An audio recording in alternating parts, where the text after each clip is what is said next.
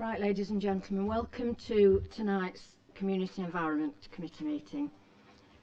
I'm going to ask before we start if questions can be kept short and to the point, please, because we've got a long agenda to get through. Right, moving on. Apologies, please. Thank you, Chair. I've received apologies from Councillors Furness, Rose, Statham and Sutton, and Councillor Hobson is here as a substitute. Thank you. Item 2, approval of the minutes of the previous meeting. Thank you, Councillor Pelly. Thank you. Item 3, public participation. Oh, sorry, yes. Can we vote on that, please?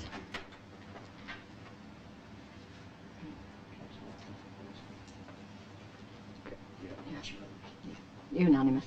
Thank you. Item 3, public participation.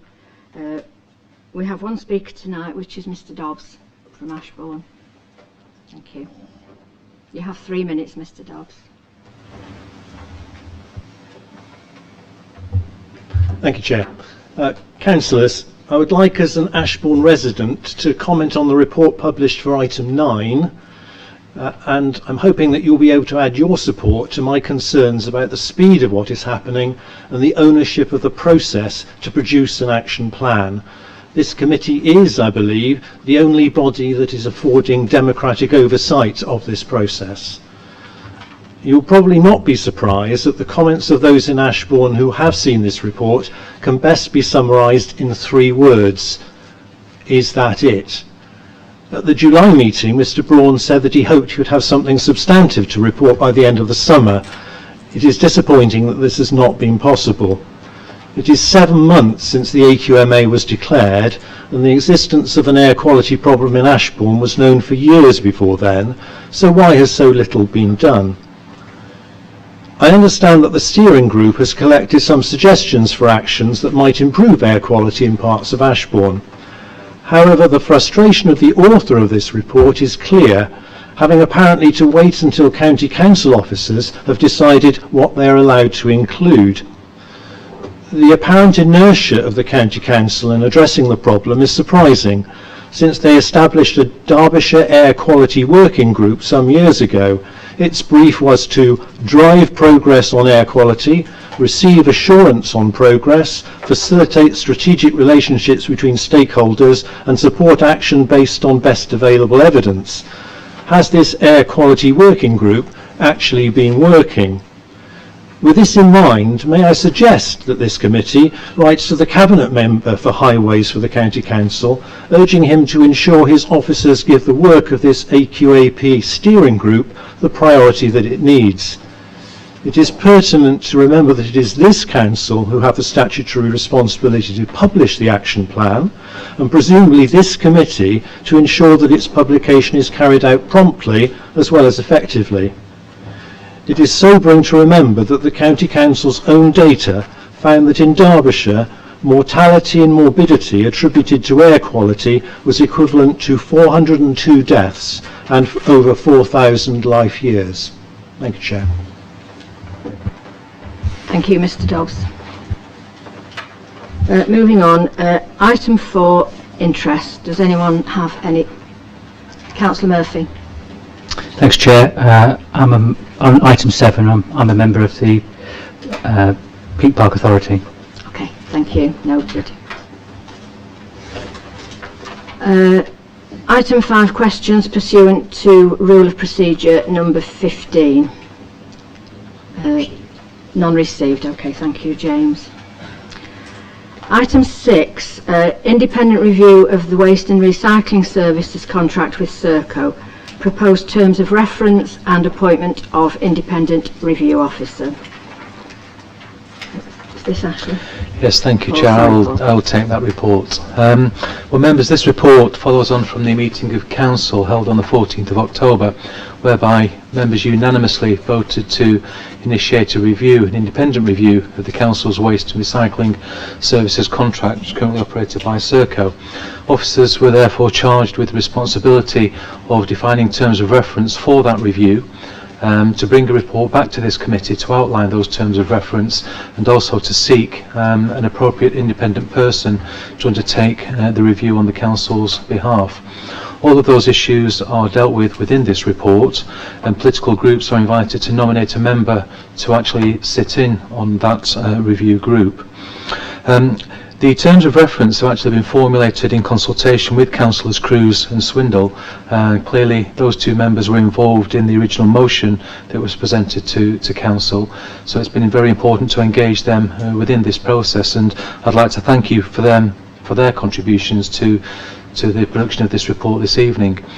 Members will see that from the report we did actually seek appropriate independent persons through a number of means, including the Local Government Association and Solace, and it is recommended within this report that Alan Graham from Circling Squares Limited be appointed to that particular role.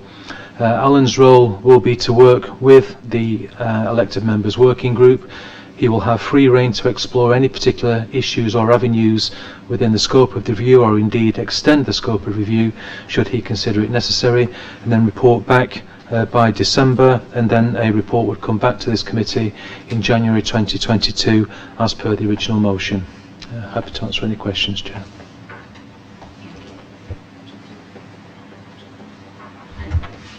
Councillor Burfoot. It's really a statement, so I need to come in later, I think. But yeah. Councillor Ratcliffe. Yes, thank you, Chair.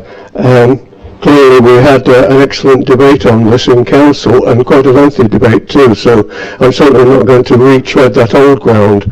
But I'd like to ask, if I may, a couple of very straightforward procedural questions that are as much about just having some confirmation as anything.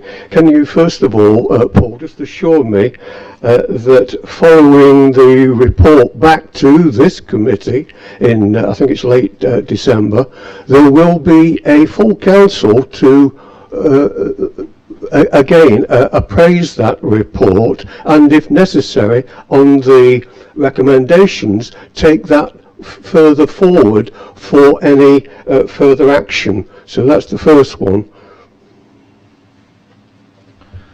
Well, Chair, in response to that, Council did delegate authority to this committee to actually receive that report in January, so the intention presently stands that once the review is completed it would come back to this committee at a special meeting in January. Meeting of this committee. I understand that, but I would still like to feel that all members had a hand in its final resolution. Well, clearly that's an issue for members to determine. Of this committee in December. We No. can make that recommendation. The report would be completed by December, the end of December.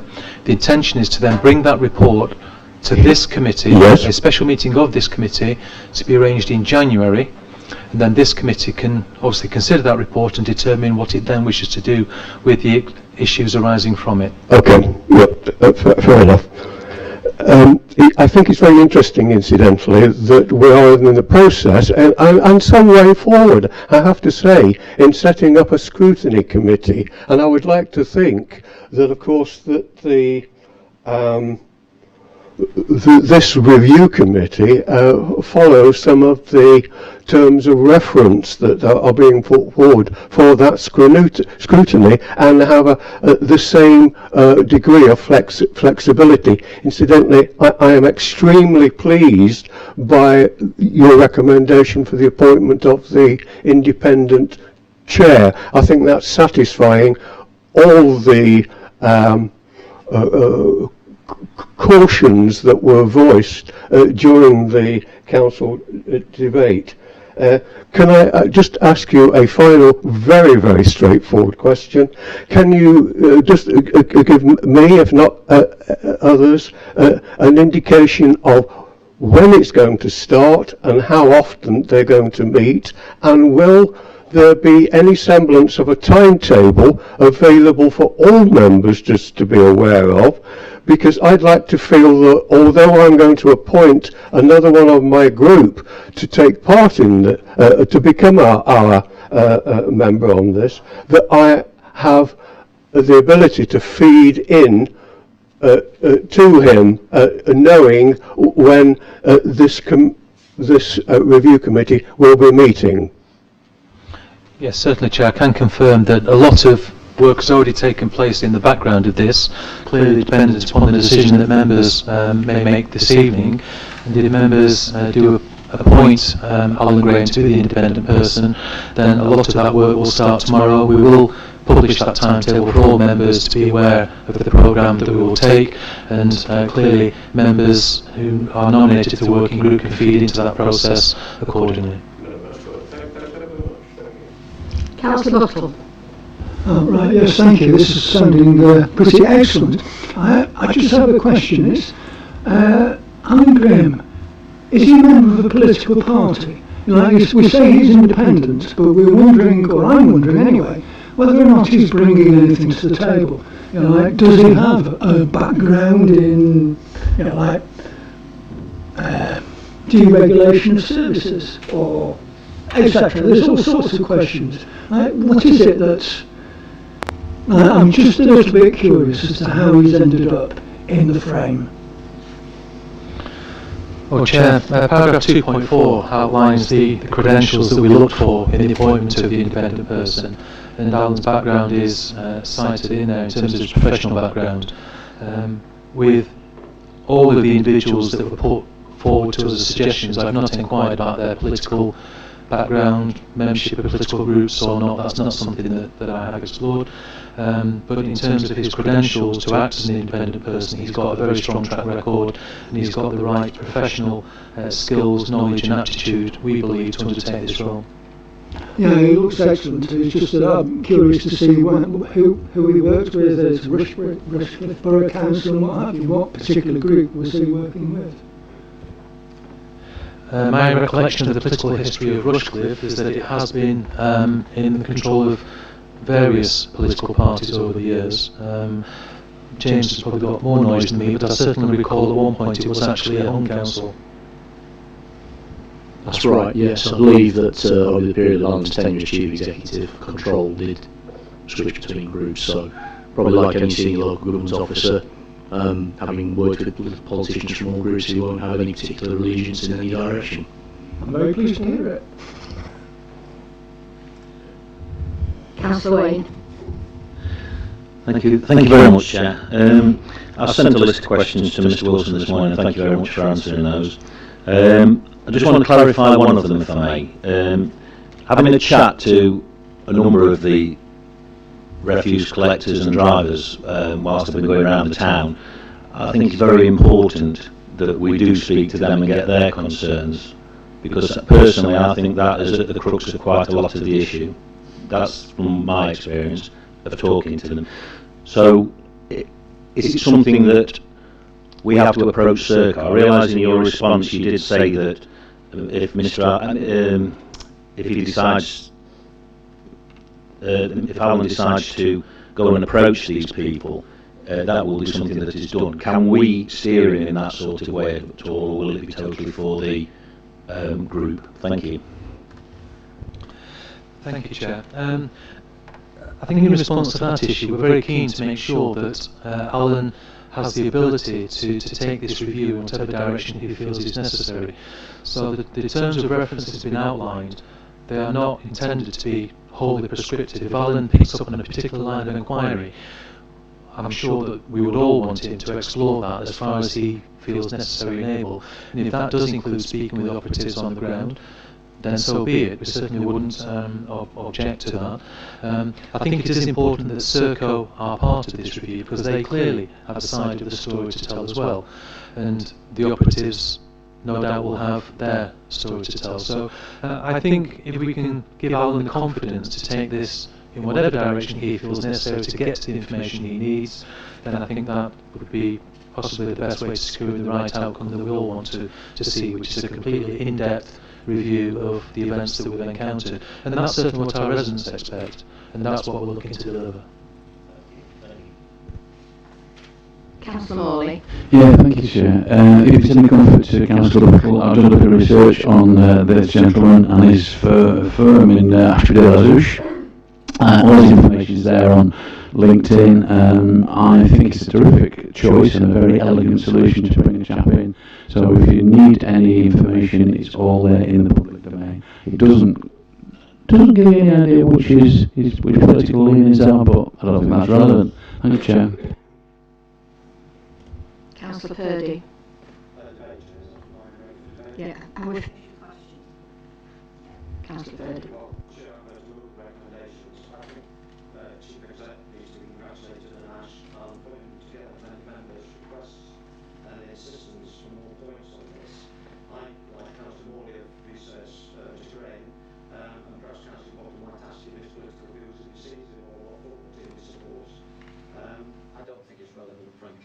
This gentleman looks to all intents and purposes with the background on Google and on the internet to be a very professional and independent person. I think we've got a very good catch up to him.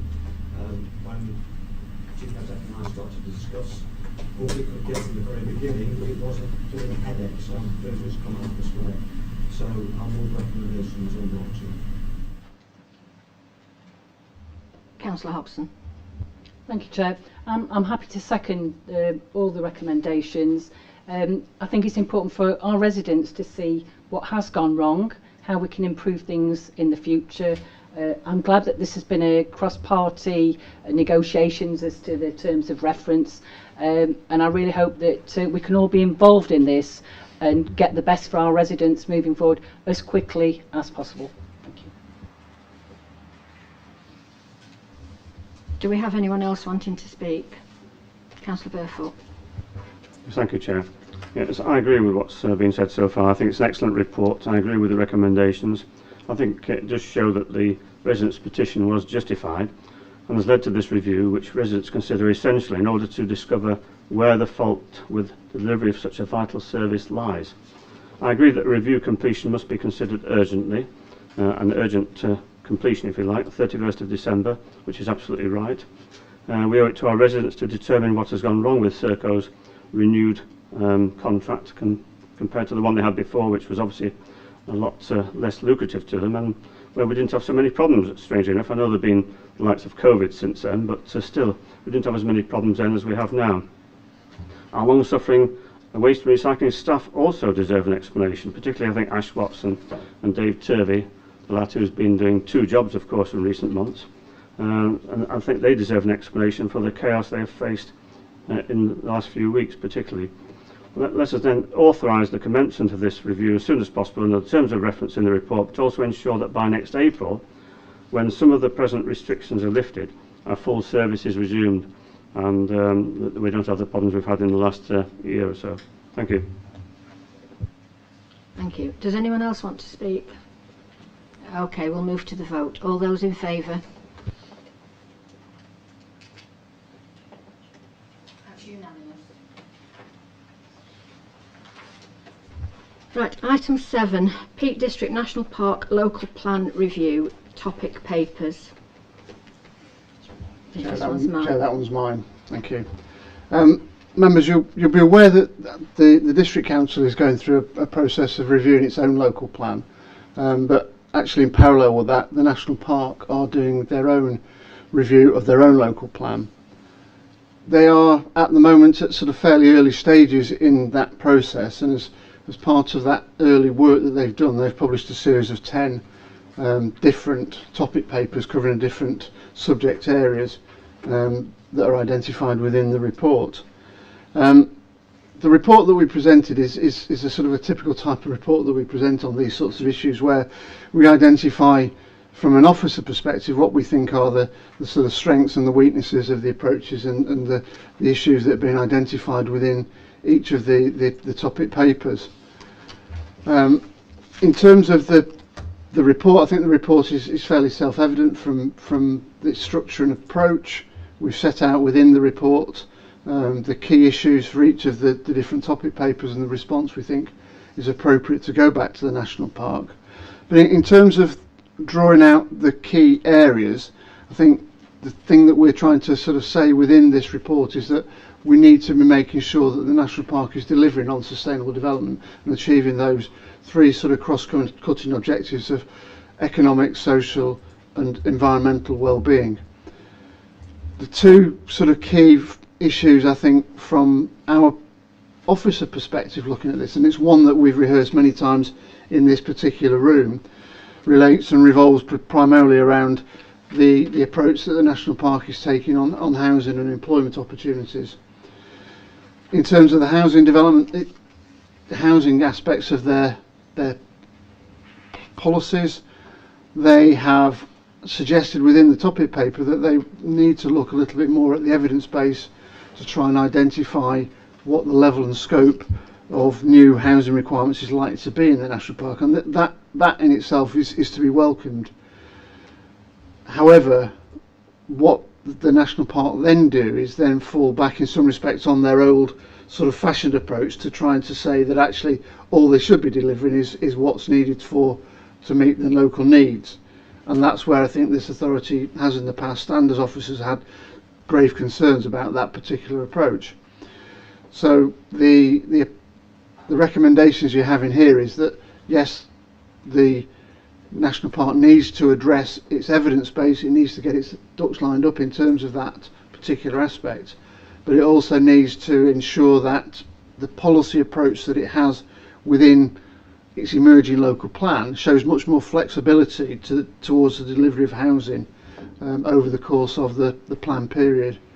And it's again the same with employment opportunities. You know, the national park does the environmental side very well. The social bit, I think, from what we've said to them in the past and what we're saying tonight, they need to do more on. The economic side, the employment side, again, they need to show a little bit more flexibility in terms of their approach to employment opportunities, and that's essentially the nub of the response that we're recommending to you this evening.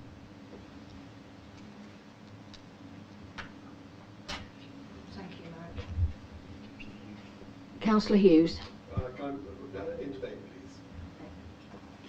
Councillor Purdy. Question first, Chair, then come back to debate. Like, as we do housing needs survey, do Peak Park do a housing needs survey? I know you talk about that size, and you might tell me we're going to do that in, is it Sheila or Sheila? Sheila. I don't spell it like that, I'll accept that. Do they do a housing needs survey so they know what their actual needs are? The way in which the evidence base has been worked previously has been effectively to piggyback off the work that we've done as a planning authority, because if you recall, when we had the sort of work done on the objectively assessed need of housing for the current adopted local plan, that covered the whole of the district. So effectively what we've got is a situation where we know what the number is for the whole of the district going forward, and that's likely to be the same situation in the future for the review of the local plan, where we'll know what the future number is for the whole of the district, and then we have that debate and we've had that debate and discussion around what the division might be between the national park and the planning authority area. One of the things that I think the national park have done in the past, and it's probably with Rob's team, is to look at individual needs and community needs as a default for identifying what might be required within specific locations, rather than sort of looking at, if you like, the global need across the whole of the national park. And to do that would need some more specialist sort of expertise and consultancy work to identify, you know, what the future needs might be at a more global level, and then what the plan should do is then plan for that, rather than necessarily, and I dare say cherry pick, but actually pick out communities where there might be opportunities for development, rather than actually delivering on what that global need might be. Thank you. Councillor Ratcliffe.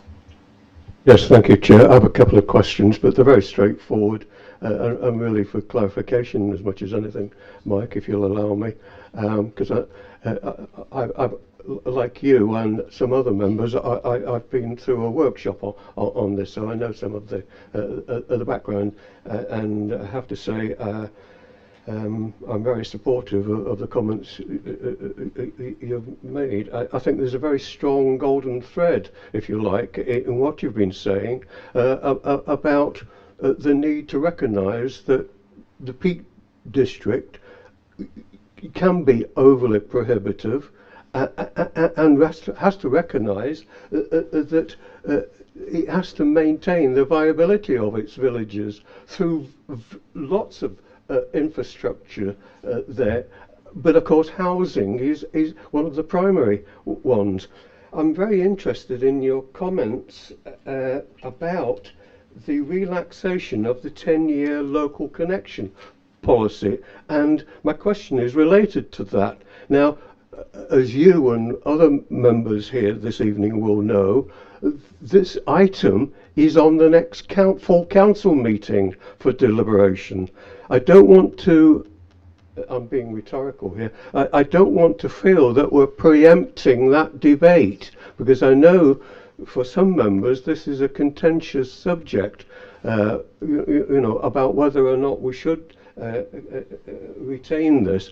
But allied to that, I'll ask you another supplementary, is if we do reduce it down to 5 years, which is what you're suggesting, I think, will we still allow for exemptions to be approved by this committee? Just to clarify, Councillor Ratcliffe, this is not a policy of ours. This is a policy of the National Park.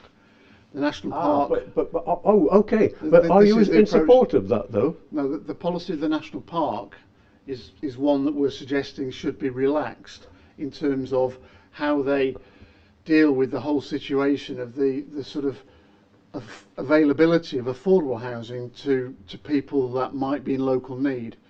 I think it might be better if I sort of pass it over to Rob to explain, if you like, the consequences of what the current approach the National Park have got, as opposed to has on the ability for people to actually occupy those properties, as compared to what we're suggesting should happen, which is to relax that and allow a little bit more freedom in terms of the opportunity for people that have had less association with the National Park compared to what the current process is. As I say, I don't want to preempt next week's debate on this, of course. I don't think it does.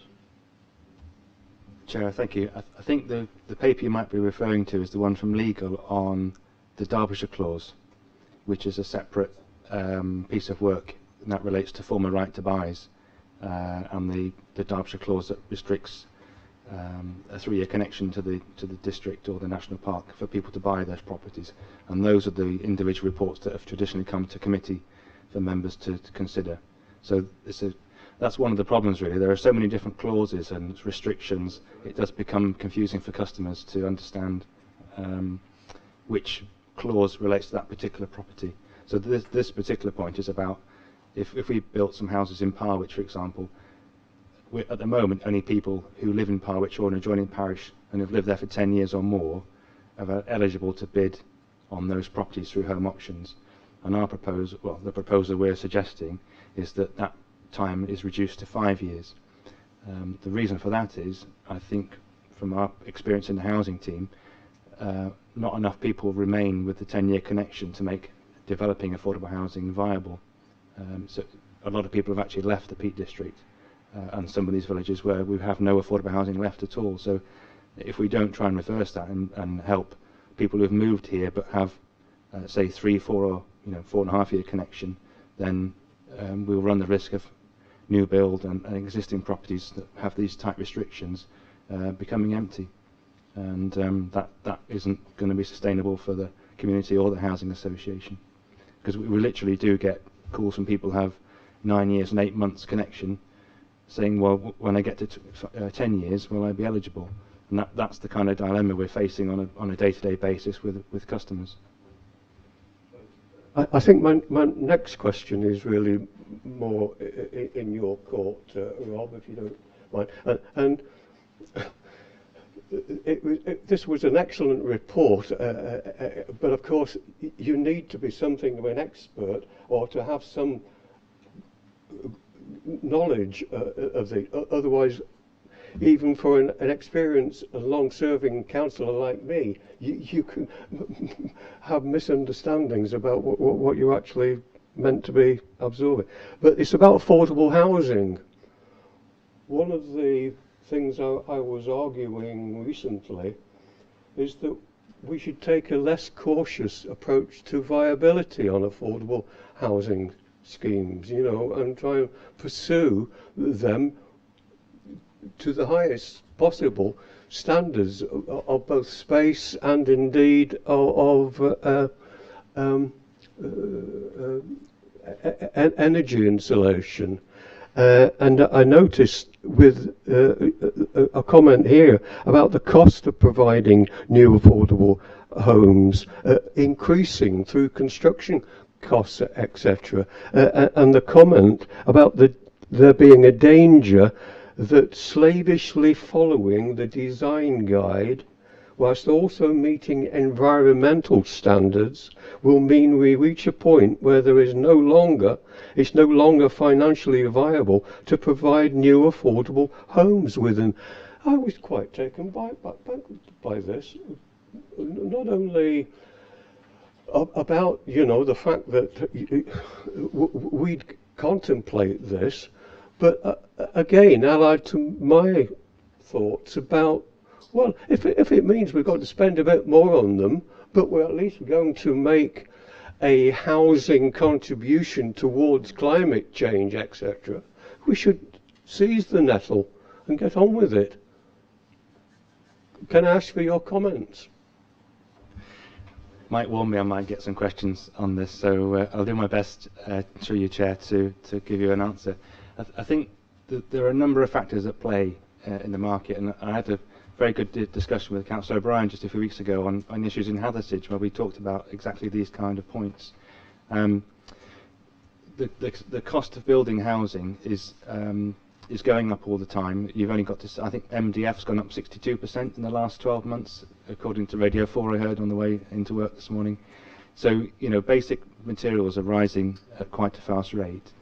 You've got aspirations, of course, over land value. So all these things are driving the cost, and we want to add design principles that are still relatively new in technology terms. So air source heat pumps, solar panels, all those kind of things. We all want them, but we've got to find a way to finance them. And when you're restricted to a rent that is an affordable rent, say £120 a week, the Housing Association only has so far to go in terms of their own internal parameters, because they won't buy or develop housing which they can't pay back, just like any mortgage, say over 25-30 years. So when they construct their business plan, they'll be looking at maybe a programme of 400 homes. They can borrow X millions based on the rent, like a super mortgage. They might have some sales in their own stock that they can bring that money in. They might get some grant from the council or another organisation, and grant from Homes England. But quite often, and what we're finding is in these village locations, the small schemes where the economies of scale are quite small, you can't physically get a builder to quote on those prices because they just won't. They'll just be so expensive. If you take Bakewell, for example, we've just finished 30 odd homes there. I brought a paper several years ago now asking to put in £500,000 into that scheme to build 30 homes in Tideswell. Councillor Batchelor will know we're working hard to deliver a scheme in Tideswell for 20 homes, or 22 homes, and we'll probably be asked to put the same level of investment in to make it work. So the figures are going the wrong way, and they'll reach a point where how much do we put in? £1 million to build 20 homes? We'll soon run out of money as our own organisation in investing in social housing. So at some point the system will break. It's not sustainable at the moment to carry on investing at that rate. So in my professional career, I've not come to this point before where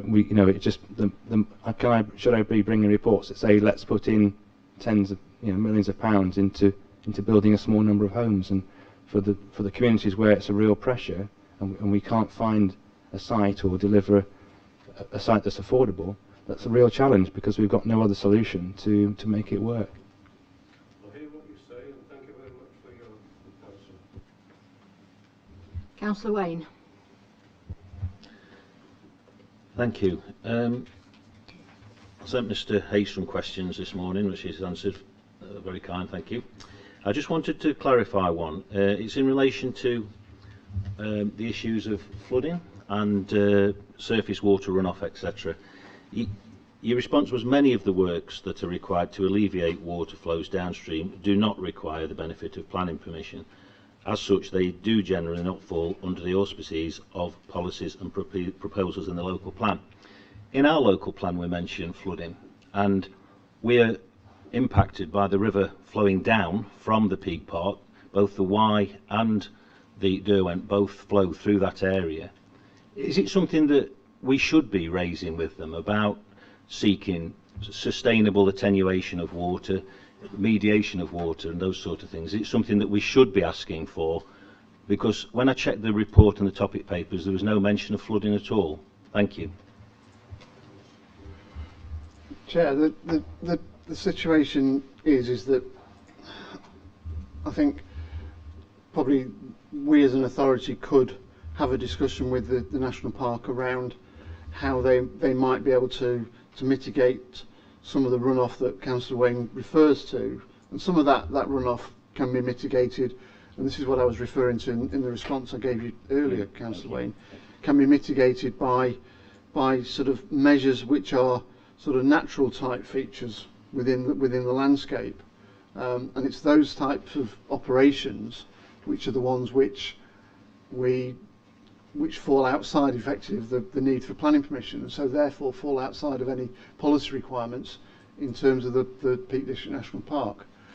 Where there is a difference between that and what we're doing within our own areas, that we're looking at the impact of development on flood risk and making sure that one, development doesn't take place in areas where flood risk is evident, and two, any development that does take place doesn't necessarily exacerbate any flood risk issues. Obviously the level of development within the National Park is not likely to be in the same order and magnitude that we have, so the approach and necessity to look at flooding in the same degree is going to be different in the National Park as it is within the local planning authority area, and that's why when we commission the work on flood risk we focus solely on the local planning authority area rather than on the whole district. Yeah, can I just be assured then that they do look at this, because obviously it does impact on us and we want them to give due diligence to the issues of water coming from the moors, which I know is being looked at, but there's a lot of surface water comes from the fields and the slopes. So is it something that they are doing but we are not going to be commenting upon? Thank you. I'll take that back to National Park. Thank you very much. Councillor Murphy. Thank you, Chair. I'd like to move this item. I'm happy to hear that there is this review of the Peak Park local plan. I've listened to Rob, and it's quite frightening, the economics of the building in the park. My sort of views are based on my experiences at the Peak Park and the concerns that people have about policy. I hear from businesses and residents in the park, and they would like the Park Authority to be more sympathetic to building more homes in the park. These people live in the park and would never want to see large-scale developments. But however, there does need to be a change in policy to make it easier for people to get planning applications through. It's very difficult to get applications through for single dwellings at the moment, and I see the disconnect between members of the planning committee and the planning officers. Obviously, I'm mindful of the fact that they want to protect the park, you know, the beautiful landscapes and the heritage. But you see quite a few applicants and applications where policy would stop those developments taking place. I know the officers have policy and national guidelines to apply, but the members who sit on these committees, they actually interact and talk to people who actually live there, the parish chairs and whatever, and they just want some adjustment to allow local young people, young adults, to stay in the villages where they grew up. Economically, I'm not sure how we'll be able to build those properties, from listening to what Rob has to say. I'm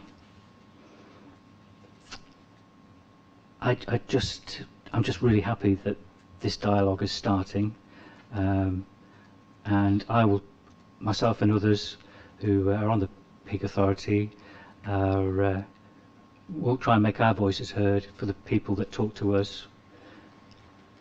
How it'll change, I don't know, but we will do our best to represent the people and get across to the park that people want them to consider just loosening the reins a little bit so some of these developments can take place. We're not talking about large scale, but there needs to be some compromise. Thank you, Chair. Councillor Buttle. Thank you, Chair. Thank you. A couple of points before I come on to what I was asked to speak about. Rob, as far as I know, timber has gone up by 200% in the last 2 years, so it's no surprise that things are getting a lot more expensive. Dermot, I think we all need to look after the national park, you know, and just, we can't build all over it. It is an area that's quite special and we should look after it. And my final thing, which was what I actually wanted to ask about, is for Mike, this really. In the Landscape Biodiversity and Nature Recovery section, which is on page 15, we're asking them to what? It's not clear to me. We discuss landscape-based features, landscape scale features. The only things that are landscape scale are flooding and fire. And we're asking them, we're telling them really that we're concerned that they're increasing the scope of biodiversity and protecting it might impede development opportunity. So are we saying that we're interested in building on floodplains or something like that? What is it that this officer comment is telling me?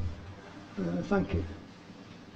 Okay, what we're saying is essentially is that there is a need for the National Park Authority to take into account emerging evidence in relation to sort of nature recovery strategies, which will then feed into, you know, achieving biodiversity net gain.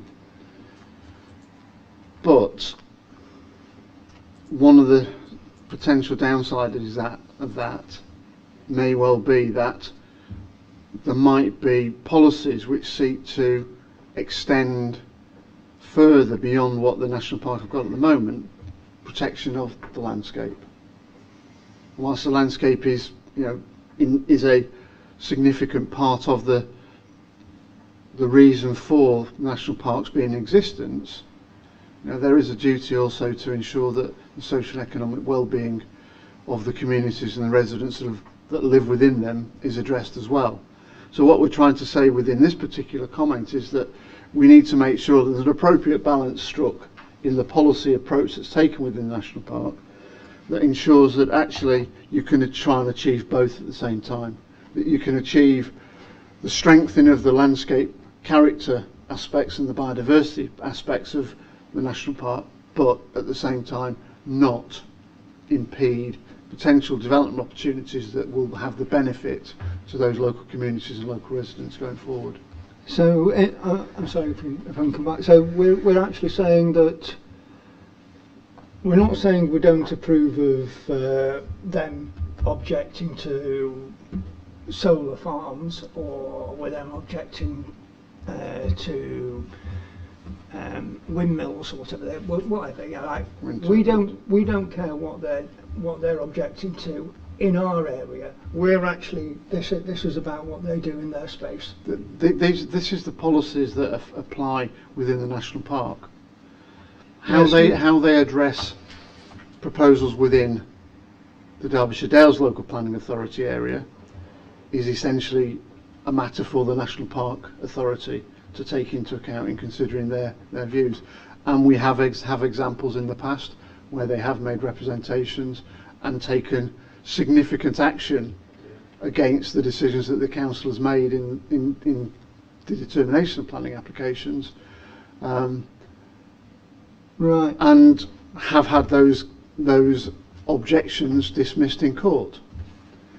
But at the end of the day, it is for the National Park Authority to make the decisions as to what they want to make representations on in relation to development that takes place in Derbyshire Dales. Okay, thanks. I'm sorry, I hadn't quite caught the gist of that one. Councillor Hobson. Thank you, Chair. I'm happy to second the officer responses moving forward. And on a positive note, can I say, when Rob did a lot of work with our partner agencies with the development at Taddington, which is an exceptional housing initiative. Thank you. Councillor Hughes, do you want to come back now?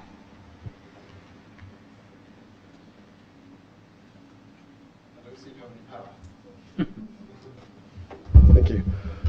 Thank you, Chair. Yes, I'd like to support the motion and the adoption of this paper.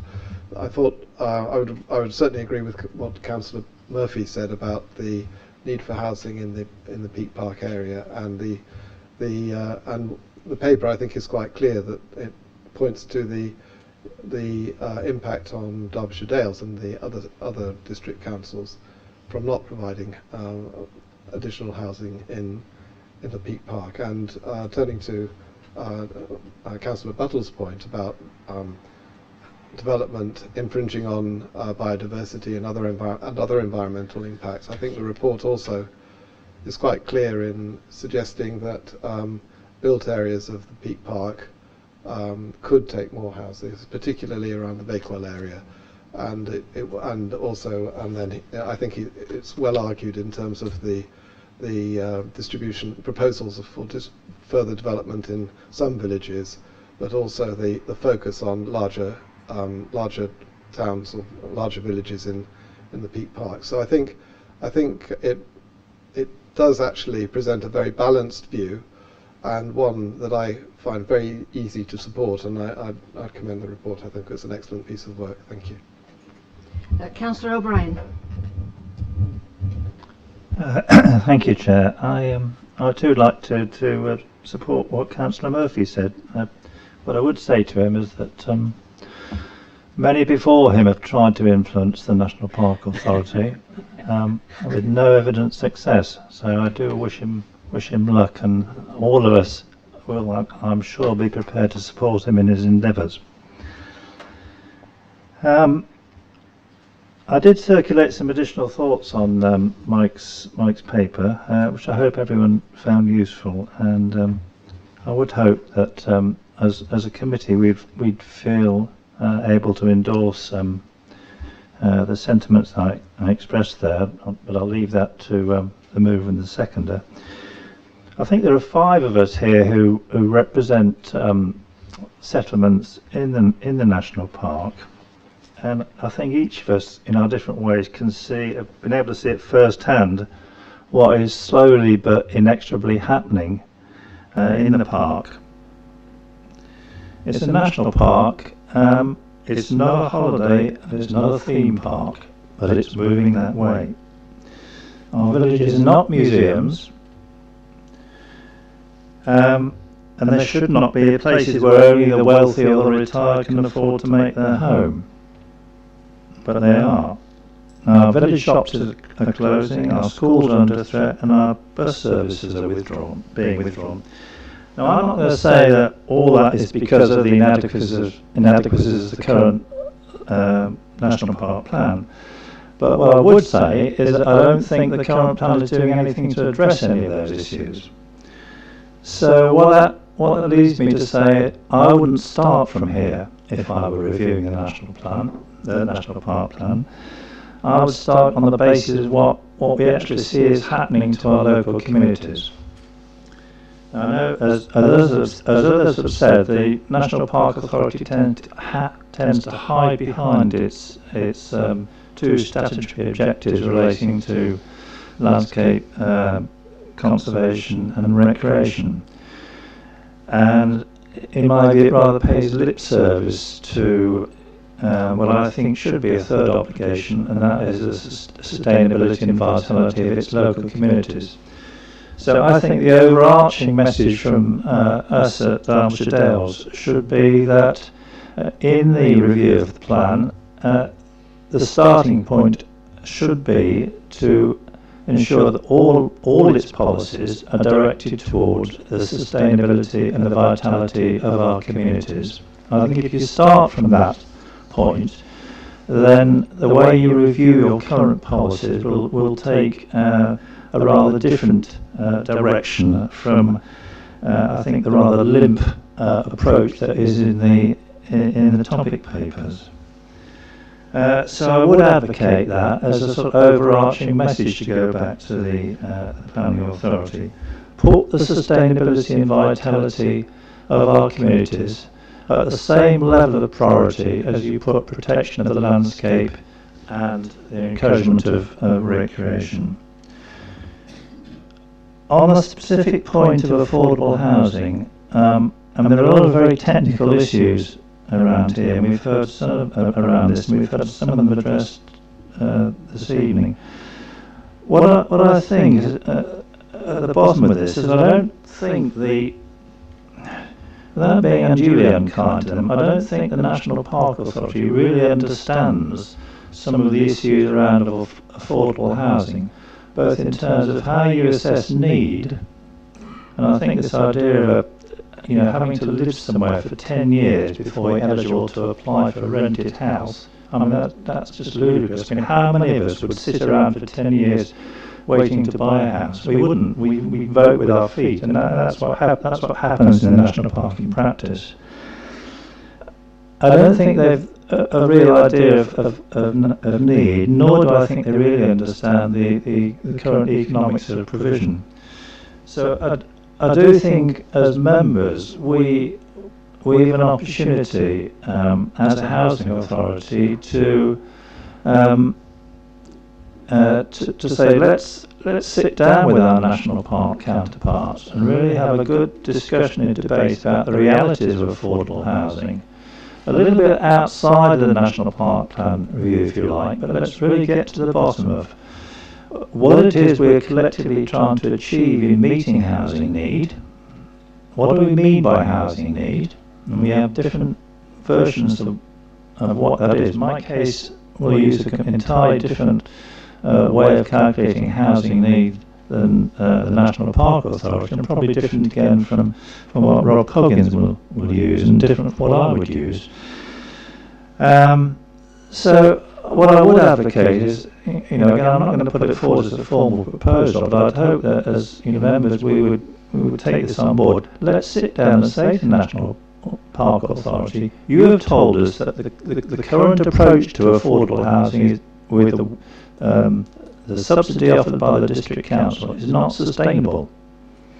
Right, let's take that on the chin and say, okay, if that's the case, you're not going to solve that by tweaking about with a local plan policy. We need to sit down and we need to find a real workable solution. Otherwise, as others have said, we will simply have no affordable housing in many of our national park communities. But I do commend the report.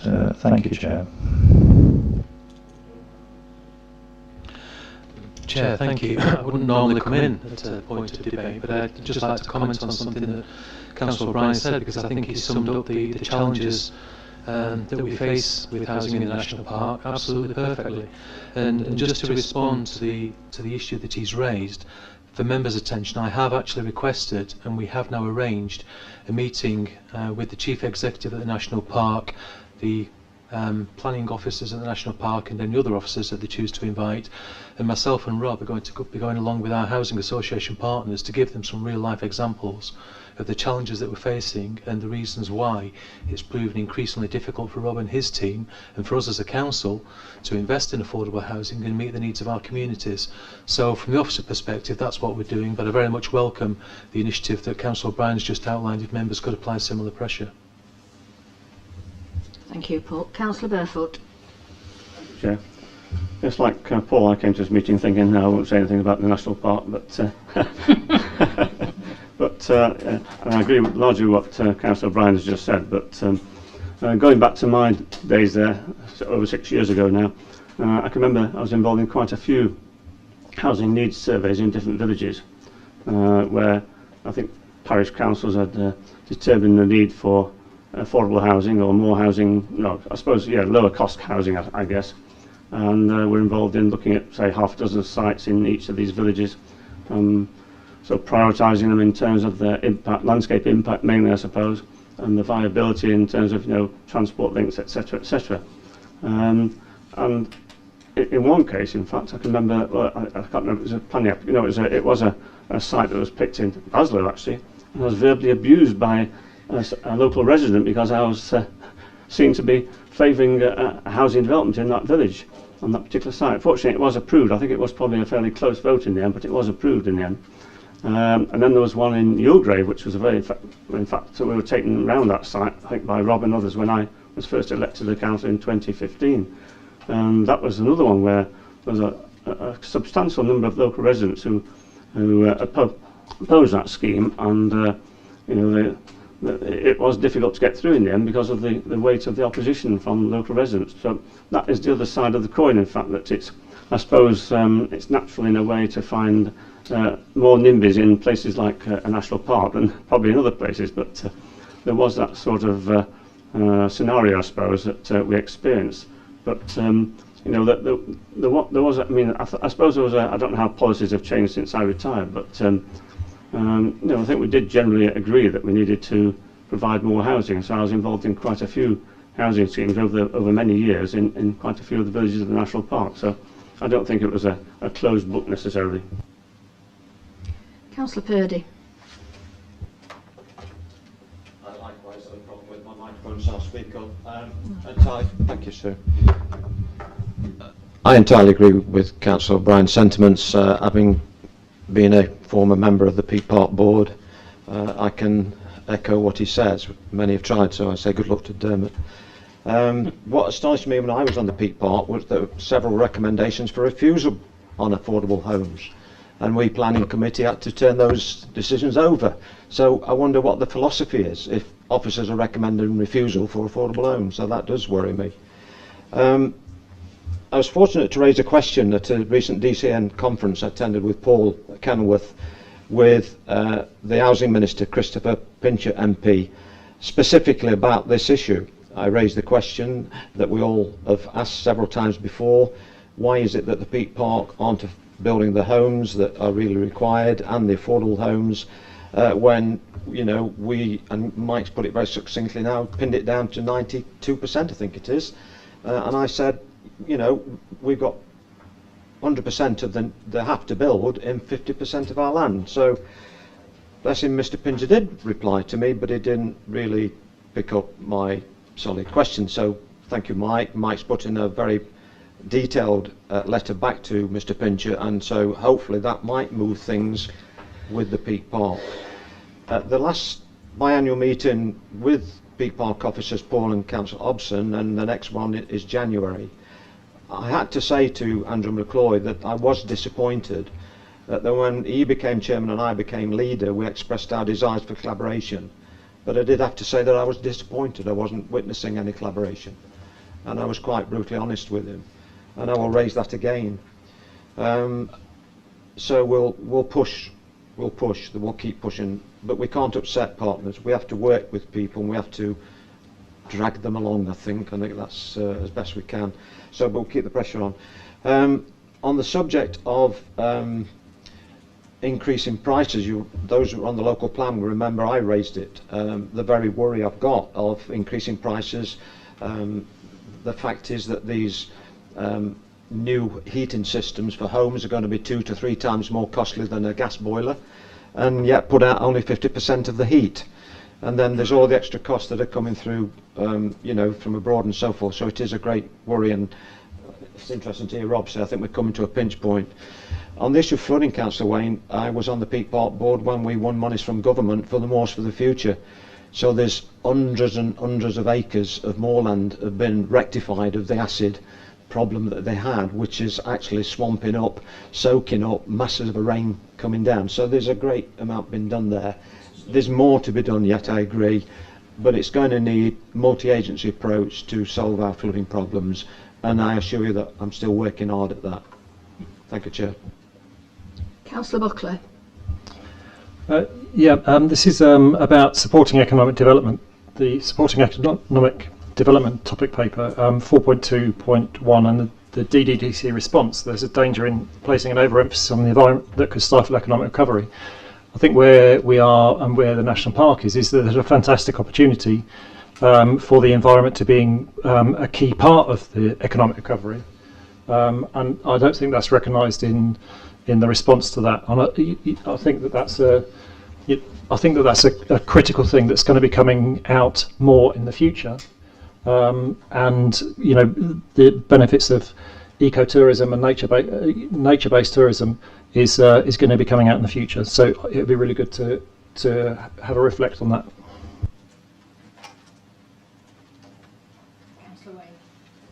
Thank you.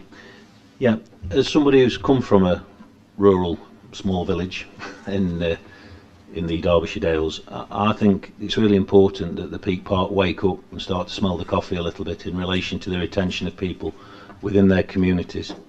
I think if you go and look at the children that are starting Bakewell School that just started a short time ago, it's ridiculously low for a town of that size, and this shows that there is a demographic that is not able to retain young people in that area, and I think affordable housing is a way forward.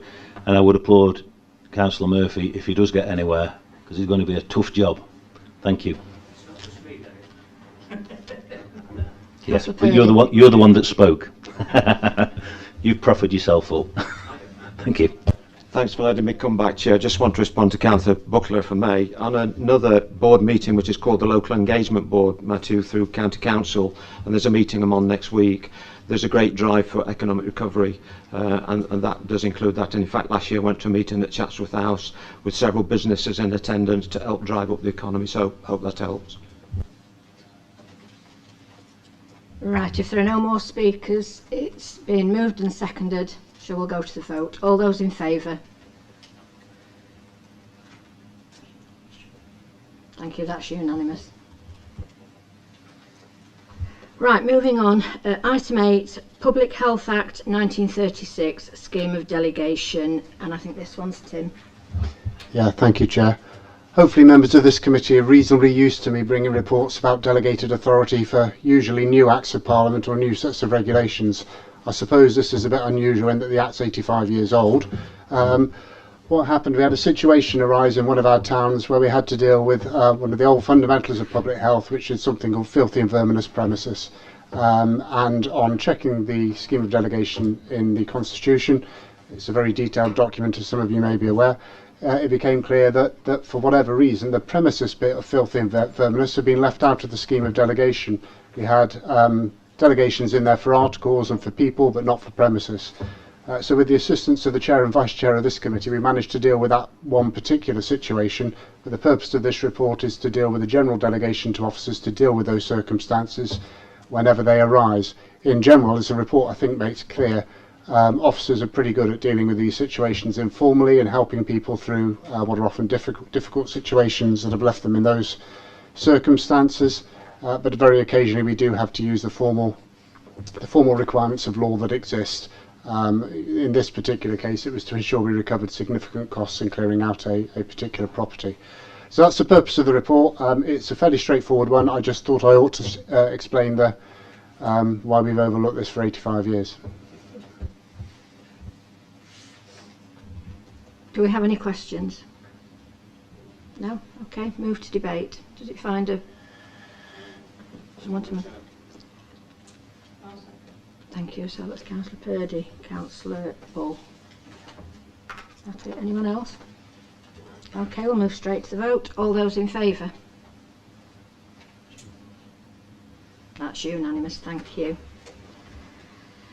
Item 9, Air Quality Management Area, Ashbourne, updating report. Tim. Yeah, thank you, Chair. Me again. Well, this is probably a meatier report than the last one. Thanks first of all to Mr Dobbs for coming and making his comments, and I'm glad he picked up on some of the feelings behind the words in the report. I don't disagree. I think it's fair to say as well that members of the public who sit on the working group have expressed similar feelings to representatives from the County Council, and they've been noted. I think it's also right to say that this is the only open public forum in which these things are debated, so it's probably important that we make that clear here.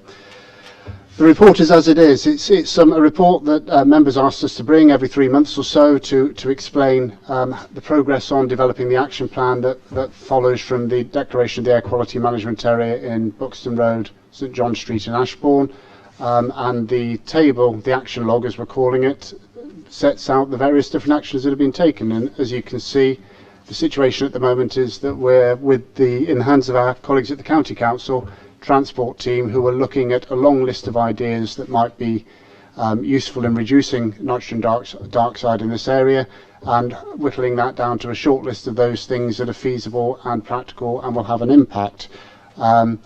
I sought an update from the County Council today, and I did receive an update from the County Council today, so I think perhaps, Chair, if you're okay, reading it out is probably the best thing I can do. We're completing, so this is from the Transport Strategy Manager at the County Council. We're completing assessment of the long list of measures through our standard process used to populate our capital programme. This should be finalised today or tomorrow, stated today. It establishes whether the scheme is judged to be sensible and deliverable. It doesn't secure the resources to deliver. We do still need to secure Cabinet member approval to circulate the list. This is simply to ensure consistency with the rest of the programme, which is approved by Cabinet. It would mean, though, that we have in principle agreement to deliver subject to resources. Without prejudice, we do expect a specific budget in our 22-23 programme for AQMA mitigation measures. The good news is that we're not locked into a fixed meeting programme now for Cabinet member approval, so now that we are comfortable that the list is about ready, we can get this mobilised. We'd hope that this can be within a couple of weeks. I'll update you on that. We do have a meeting of the working group, including members of Ashbourne Town Team and Ashbourne Town Council, set for I think the 15th of December. It's certainly around that time, and that's when I'll be looking for a sort of substantive update on all that. Other than that, the report is as it's written down there. I'm happy to take any questions, although the answers might be limited to what I've just explained. Councillor Purdy. For debate, Chair, unless anybody got any questions, I'm happy to wait. Councillor Bull. Yes, thank you. Well, obviously you've just said that. Reading the report, and I, like myself and the speaker, Mr Dobbs, are asking the questions of, how long is it going to take for something to actually do. The lists, when will they be circulated to everybody to look at? Well, Chair, certainly our officers will circulate the list as soon as we get it. I mean, what the update I've received today suggests is a couple of weeks. Thank you. Councillor Wayne. Yes, thank you. In relation to this matter, personally, I'm rather disappointed by the timescales, and it just seems somewhat, You've contacted them today, Mr. Braund, and then they give you a response with this meeting, and it's like you have to keep prodding them. Who actually has got the ownership? Is it our responsibility? Is the tail wagging the dog or otherwise here? And that's the first thing. And the second thing is in relation to the figures, what are you aware of the figures? Because I'm sorry, I've not looked at them. Are they still over the limit? Are they still in excess? Thank you very much.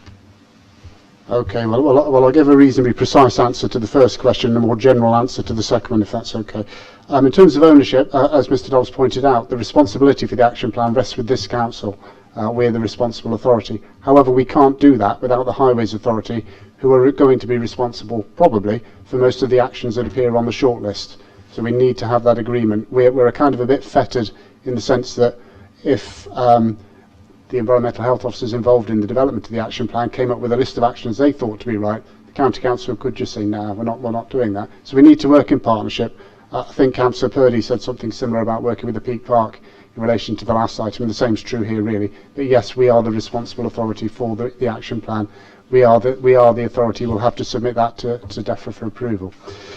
In relation to the figures, I can't quote them off the top of my head, but some of them are still above the air quality objective level, yes.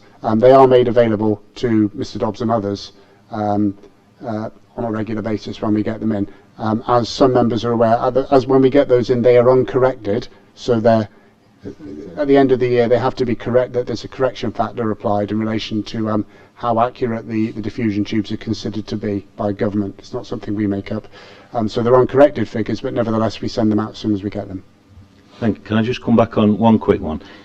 That being said, that we are, the responsible authority, should we show due diligence to our community of Ashbourne, and particularly Buxton Hill, by writing, as Mr Dobbs mentioned, to the member for Highways and asking and stressing the urgency to him that maybe they deal with it in a more urgent manner than they are doing?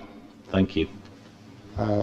Thank you, Chair. Yeah, both Councillor Purdy and Councillor Hobson have asked me the same question. Can I say that if I don't get a response within a couple of weeks, as promised here, that's something I'll come back on?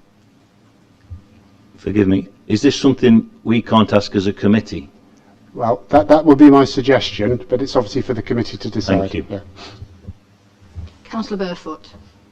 Yes, Councillor Wayne and Councillor Bull, for that matter, have made the points I was going to make, but I would ask if possibly it might be worth seeking a meeting with Councillor Barry Lewis, the leader of the County Council, as well as Councillor Athwell as Cabinet Member of Highways. If you don't get an answer within 2 weeks, that's satisfactory, shall we say. I'm not sure I can answer that, but I suppose that there's a scale of escalation there, isn't there? Councillor Wayne suggested what I think probably should be the first step, if we do it that way. If I may come in, Chair, because I think it's pertinent, I should at this point. As Tim has said, Councillor Hobson and I, my deputy, we have pressed Tim on this. It's not an excuse, Mr Dobbs, but it is a fact that we are not blessed with full capacity officer situations for various reasons. 10 years of austerity cuts have cut this authority in half. We've got officers suffering COVID. Nonetheless, I want to thank you for coming and pressing the point again, and I'm very concerned about this. So Tim knows that I have said if you want to use me as a lever to Barry Lewis, I'm quite prepared to do so. But I hear what the committee are saying now, and I think it would be appropriate that I put a letter together, Chair, if the committee so wishes, and I will press that point with the Cabinet Member and with Councillor Lewis. This is important and we can't wait. Councillor O'Brien. Thank you, Chair. This is a question along the same lines as I think Councillor Wayne was getting at. Now, this council is the responsible authority.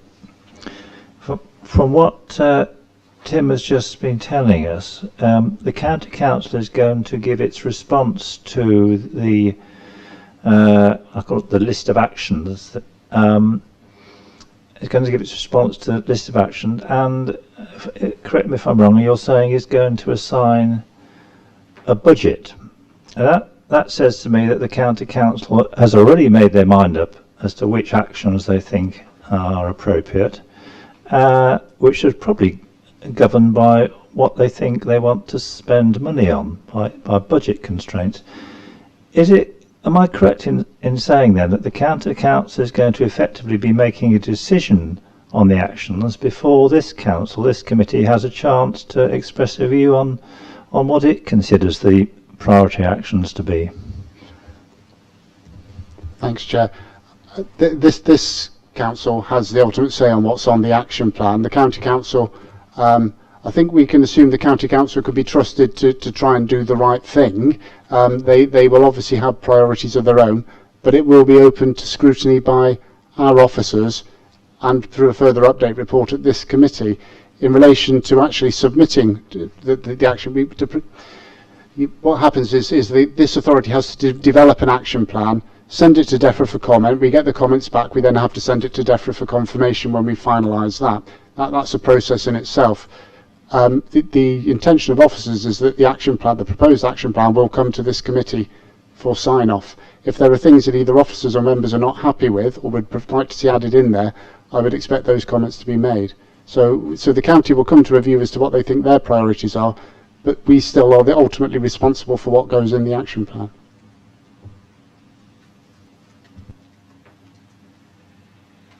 Councillor Ball. Are we still on question? Yeah. No. Councillor Ratcliffe. I'm sorry, Chair, I've no question, but I wanted to make a very quick comment, which is something that reflecting my feelings towards this now, and I think it should be expressed. I feel that there's an element, a strong element of procrastination here apparent with the county council. If we're the responsible authority and have a statutory duty towards this, there's a little part of me saying, well, why are not we taking at least some degree of arbitrary action? I mean, God forbid that there should be any illness or indeed other tragedy arising because of this. And something similar happened in the London Borough, if I remember rightly, and the Borough Council there were brought to court over it. It seems to me that, you know, we could be facing some legal challenges of negligence, and that we are or have allowed it to go on for so long. I accepted many meetings ago Tim's point about how the process to reach the point that we did at that time was necessarily a long and drawn out one. But, you know, we know now what needs to be done, as it were. I get the feeling that we have the elements, strong elements of an action plan. I just feel that, you know, maybe we should be taking this forward ourselves and now, because if we're going to wait around for the council, I tell you what, though, Councillor Purdy, I, for one, would strongly urge you now to take it up with Barry Lewis.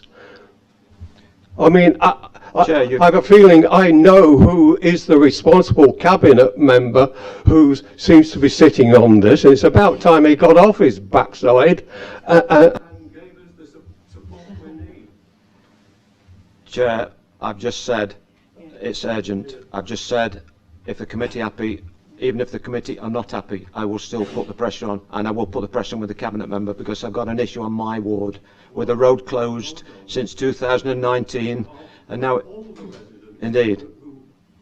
No, I assure you I'm going to put the pressure on.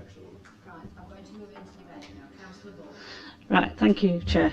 Well, I'd like to move this recommendation, but on top of that, I would like the support from all members that we do ask our leader, Gary Purdy, to write to the leader of the County Council, Barry Lewis, to put the issues, to make the priority a top priority on the highways, the traffic, to alleviate the levels of pollution that is happening, but not just in Ashbourne, wherever else there is, but Ashbourne is the main one at the moment, because that's the one where we've got this on. So that's what I would like to propose. Thank you. Thank you. Councillor Wayne, did you want to come back in?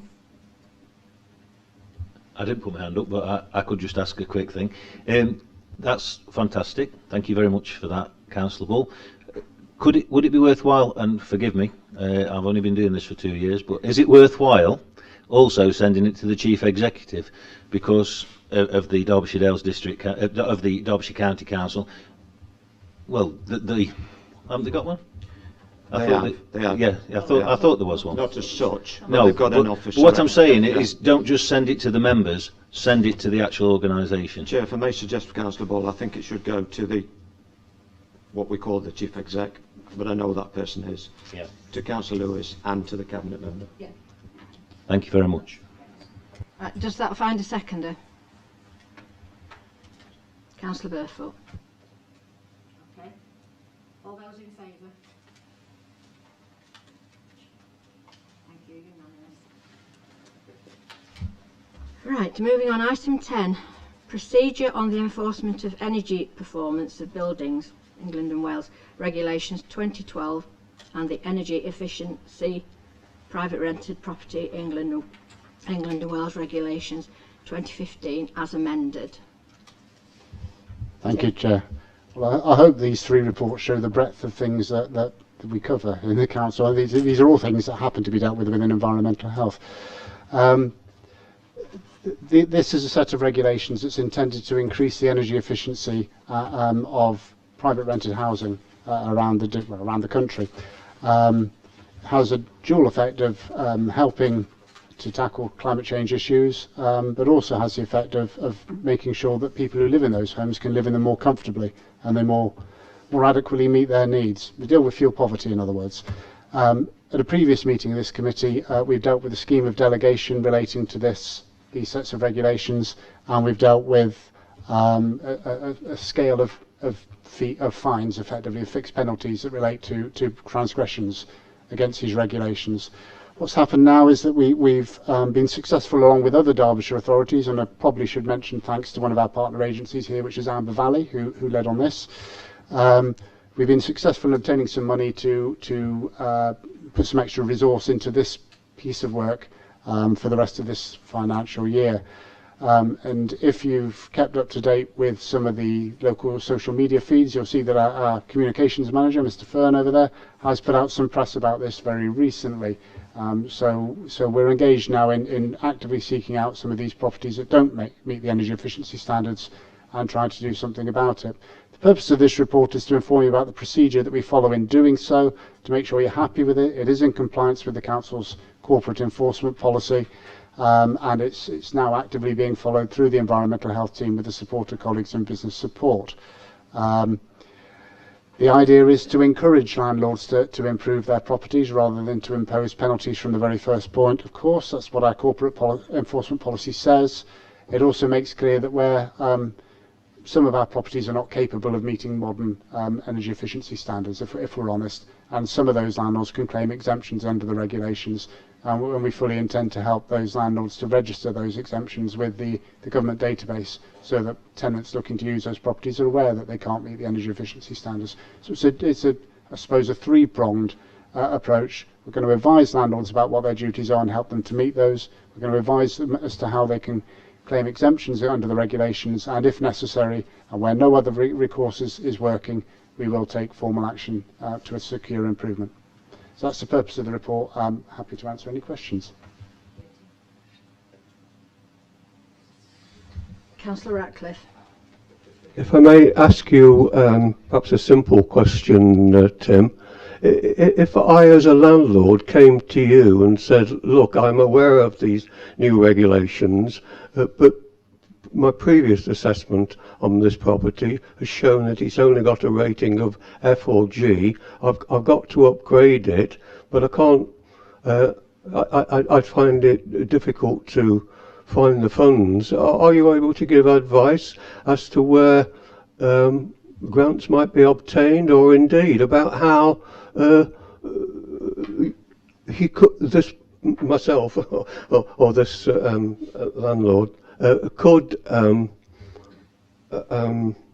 investigate new methods of insulation? Thank you, Chair. The simple answer will be yes. Members might remember Rob's previously brought reports to Council, I think, about the local authority delivery programme for the Green Homes grant. Some of that we've been successful in obtaining considerable amounts of money through that programme, and we hope that we will be going forward as well. That programme continues to run. So far, we've identified streets and identified properties that we want to improve, and we've approached those on a very area-based basis, because that's the most cost-effective way of doing that. We now have to grapple with the issue of dealing with rural communities and more difficult to treat homes, and certainly referring landlords into those schemes will be something that we intend doing, Councillor Ratcliffe. So yes, we hope that we'll be able to do that through funds that we'll be managing ourselves. Oh, that's very good to hear. So it sounds as though we're being proactive as well as reactive, as it were. Very good. Councillor O'Brien. Yes, Chair. Paragraph 1.1 in the report is quite clear when it says that consistently the private rented sector has some of the poorest quality housing, with tenants having to live with cold and avoidably hard to heat homes. Now, I've met with quite a large number of such tenants, and I can endorse that statement. Could you give us some idea of the scale of the issue in the Derbyshire Dales? And we have a number of, without naming names, we have a number of landlords with quite extensive portfolios. Are some of our landlords more reluctant or reticent to engage in this improvement prospectus than others? Thank you, Chair. The answer to Councillor O'Brien's question is yes, but not right now. We do have a reasonably up-to-date private sector stock conditions survey that was commissioned along with all the other Derbyshire authorities in 2018, and that does contain figures on how many homes in what different kinds of tenures do fail the various requirements of the Housing Health and Safety Rating System, one of which is excess cold. So I can provide that information, but it would have to be in writing following the committee. I'm afraid I can't remember the figures off the top of my head. We do have some quite large estate landlords, for example, within our district. We don't have landlords of that scale that we find difficult to engage with. However, equally, we don't find them coming forward to us and asking for advice and help in remedying situations on a very frequent basis either. Rob and I have no more than a week ago, we were discussing how we might want to approach estate landlords to try and deal with issues like the local authority delivery green homes grant, sustainable warmth grants as they're now called. So yes, we do have data on that. We do have landlords that we want to target, not necessarily because they're poor performers, but certainly because they do own large amounts of houses. Councillor Buttle. My question has been answered. Okay, thank you. Councillor Wakeman. Yes, Chair. Will the housing associations come under that as well, Tim? Under the same factor? We do have data on energy performance in housing association property. It's fair to say that our largest housing association has spent an awful lot of time and money on improving the energy efficiency of their homes, and some of their homes are now among the most energy efficient in the district. If there are significant problems in that sector, I know that I can count on Rob to advise us and make sure we deal with it. Thank you. Do we have any more questions? No? Okay, we'll move into debate. Just to find a mover. Councillor Buttle. Councillor Wayne, you're seconding. Anyone wanting to speak? Okay, we'll move to vote. All those in favour?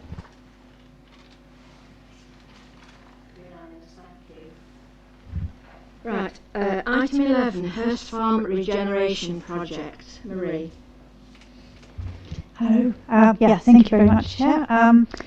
I'm very pleased to present this report. So the report is meant to give you an overview of the progress made since the last report on the Hurst Farm Regeneration Project and the vision that we've created over the last 4 years in partnership with the Hurst Farm community. There is nothing to add to the report except to say that what is outlined in the report is focused on the kind of key foundation projects that we are currently building on the Hurst Farm estate. And the overall vision is much bigger, of course, and we will continue to follow up opportunities as they come up to develop this vision and the project further in the future. So hopefully you will see the work described in the report as a good news story, and that tonight we hope that you are able to approve the woodland management plan and see fit to adopt it. And I'm happy to answer any questions you might have. Thank you very much.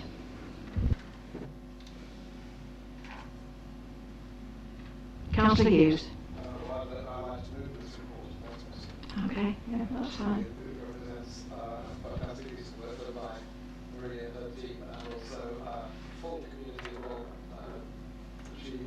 She and the team involved the community and local councillors, all councillors, to produce something that could be of real value to her farm. Councillor Burfoot. Yes, it's not a question. I assume you've exhausted questions now. So, yes, I think the officers involved in this fantastic project deserve enormous credit for such an impressive report and so on, and especially over the years Mary's done tremendous work on her farm to get it to the position it is now, along with Rob Collins, of course. The report has described the various strands of the project, which aims to galvanise and inspire the residents of Hurst Farm. For instance, the refurbished social club, which has been neglected for so many years, too long in fact. Improvements to the estate's open spaces, as well as the heritage trail, the green social enterprise scheme, and surrounding woodland conservation. And I've read the woodland management plan, and that's absolutely superb. But of course, all this is achievable through the procurement of substantial sums of money in grant aid. But finally, the links with other heritage projects and sites on page 64 of the report, through initiatives by the Arkwright Society, Civic Association, Matlock Town Council, have made this area, not just the Hurst Farm estate itself, but the project area, the wider project area, so impressive. I hope the latest funding bid is successful and welcome the recruitment of other project posts, especially a ranger and business manager. But the problem is, as always, actually getting the residents on board and volunteers to help with some of these projects, because they won't be achieved just with one ranger and a few volunteers. It's got to be quite a lot of volunteers, so it's a massive undertaking. The woodland management plan pinpoints so many urgent requirements, and of course the other thing I was going to say was something I've said in other formats. That's the ash dieback problem, and that's going to be a massive problem in the future, I suspect. And obviously in the winter we can't tell how many trees have actually succumbed in that area or anywhere else in our ownership throughout the district actually. But I think that a dozen trees have been earmarked in that project area to be felled because of ash dieback. But I suspect by next spring, summer, we'll find a lot more. So I just wonder how officers predict that they'll be able to tackle this problem, because obviously it's going to be a health and safety issue as well, because there are so many footpaths crisscrossing the project area. Well, obviously we've got to, as owners of the site and, if you like, managers of the project, and we do have the responsibility to keep the area safe. And also, of course, it's got to be, we've got to try and minimise the spread of the disease to other trees in the area as well. Councillor Wakeman. Yes, it seems a long time since we visited this project, but yeah, I'd like to second it, please.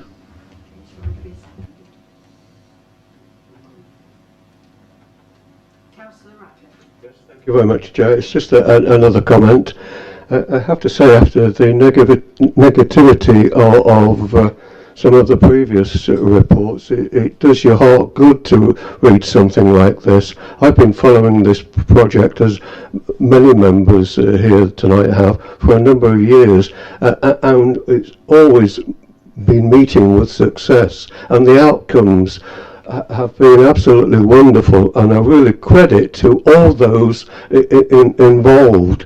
And it's one of those things that makes you, by that you, I don't mean you, Chair, I mean all of us, proud to be a member of this small local authority, in that we can do things like this, you know, and realise really good outcomes for, you know, Hurst Farm, a good number of years now, I know, had quite a reputation, I can tell you. You know, one of the most deprived estates in Derbyshire, if not in the East Midlands, and it's been totally regenerated through the efforts, I have to say, of everybody involved, because, you know, it's got local district councillors, local town councillors, all the officers are on board with it, with, you know, every credit to you and your management team here. Wonderful. Wonderful. Definite good news story, Councillor Ratcliffe. Councillor Purdy. Thank you, Chair. Well, Mike's taken a lot of words out of my mouth. It does bring great warmth to my heart, particularly when I used to visit that estate over many years for other reasons, and I always felt sorry for the residents, quite frankly, because they were terribly jerry-built properties. Awful, awful properties. So I do thank Marie and the team, and I really think this is, as we say, a good news story, Chair, and we should laud it, and I'm hopeful that the Matlock members will be fully behind it. I'm sure they will. As Marie said today, the work doesn't stop here. There's a lot more years yet, work to go into this, and we'll be searching for more grants and more grants and more grants to keep developing. Councillor Wayne. Yeah, I'd just like to say, as a Matlock member, I walk my dog regularly through there and engaging in conversation with people. What has been brought about is that there's a vibrancy in the area, and also it's a very good thing that what Rob Coggins has done in relation to making the stock of houses warmer, and there's a lot of positivity coming out, and it's so reassuring, and I honestly think that it's on the way up, and I just want to go down to the little larder, but I understand it's only open one day a week now, not to buy anything, just to go and see them, but yeah, it's fantastic, and thank you very much to all those involved. Thank you. Right, it's been moved and seconded. All those in favour? That's unanimous, thank you. Item 12, Biodiversity Report update. Ashley. Thank you, Chair.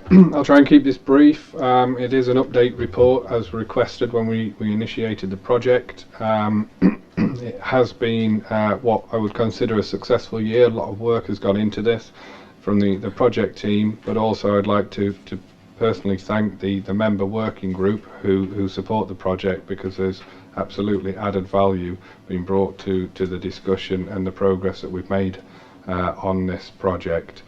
You'll see from the report that initially we had identified 12 verges that we were going to use as a pilot scheme, and through discussions with community groups and parish and town councils that grew to 15. And in inspecting those areas in June and July, we found up to 55 different species that have started to grow in those areas. I'd also like to take this as an opportunity to thank some of the parish and town councils and community groups that have supported the project, and they've worked with us over the last year, one, to understand their needs, but also to deliver the work on the ground. And there's been some really good examples of community working, and we try to illustrate that with the photos in the appendix, but also capture some of that within the report. And finally, just to move on to the next steps, really, and that's to expand on the work that we've done, not just on verges, but also using some of the larger areas of land within the council control and ownership. We'd also like to focus on the education and biodiversity. We've installed signs at each of the sites explaining why we're doing what we're doing, and hopefully address some of the critics or cynics, if you like, who've seen this as a cost-cutting exercise, which it absolutely is not, and I hope members can appreciate that as well. Future initiatives for the coming year, should members approve it, will be to look to potential composting of clippings that we could collect, and also consideration of other techniques and equipment that will expand this project. From our point of view, it is very much a legacy project for the council, and we would like to continue with the good work. Thank you, Chair. Happy to take questions. Councillor Burfoot. Is yours a question, Councillor? Yeah, Councillor Hughes. Well, I'd like to thank Ash for this great report and another good news story. But I'd like to ask whether these same principles can be applied to the open spaces that are being built on new developments or being provided on new developments. And I'm thinking of developments like Treetops off Asker Lane in Matlock, which has a large space which is mown at the moment. Now I know these aren't under district council control, but is there any way we can influence the developers and the companies that are running these open spaces subsequently? Can we ask them to carry out similar work and to advise them on that work? Chair, if I can, I think that's a great idea. We want to keep the momentum going. We are working with some other landowners who have shown an interest. So it's not just the doing work. We have provided advice, but I think it would be good to cover as much ground as we can, excuse the pun. But it is something that we're quite passionate about achieving. So yeah, absolutely. Councillor O'Brien. Yes, Chair. I too welcome this report, and I know from the work I do with the groups in my ward how much they welcome the cooperation and collaboration from district council officers. Now, the question I've got is one of the issues we're trying to address on biodiversity is to establish corridors. So rather than just isolated initiatives, we would like to join them up so that the benefits of biodiversity, we establish corridors basically rather than isolated projects. Now, I understand that you're not able at the moment to launch initiatives on verges outside villages because of the issues with our colleagues, our friends at the County Council and maintenance issues, and also because it's more difficult to find community groups who are willing to engage in work on verges outside of their individual parishes. But nevertheless, it is I think an objective to try to join up some of these initiatives so we do get sustainable biodiversity corridors. Is there any prospect of that aspect being investigated by the working group and taken forward over the next few years? In short, Chair, the answer is yes. We'll endeavour to do that. Myself and Samantha, the Clean and Green Manager, have held a number of discussions with our colleagues at the County Council. I'm looking around at some of the members who are involved in the working group and wondering if they would like to come in and comment, but absolutely, Councillor O'Brien, rest assured we will be exploring those opportunities. Councillor Purdy. Thank you, Chair. Well, this is the start, and I'm sure we will get the corridors going, Councillor O'Brien. I was on a Rural Services Network conference the other day when a representative from way up north near the Scottish borders, and he said that piece of yellow there, that's my patch, and he had a go at the government about lack of biodiversity. So I was proud to step up, and I should be proud, and say we're taking a lead on this as a district council.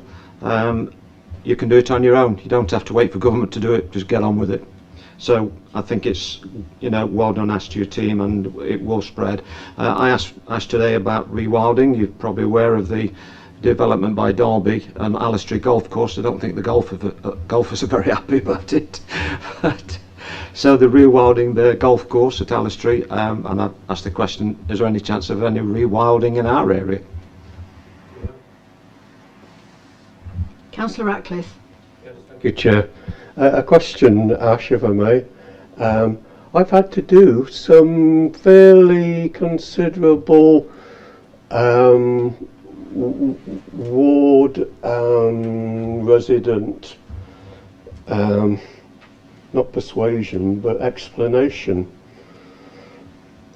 to some who have taken the approach that the rewilding or cut back on mowing is not negligence or lackadaisical attitude or cost saving on the part, but it is a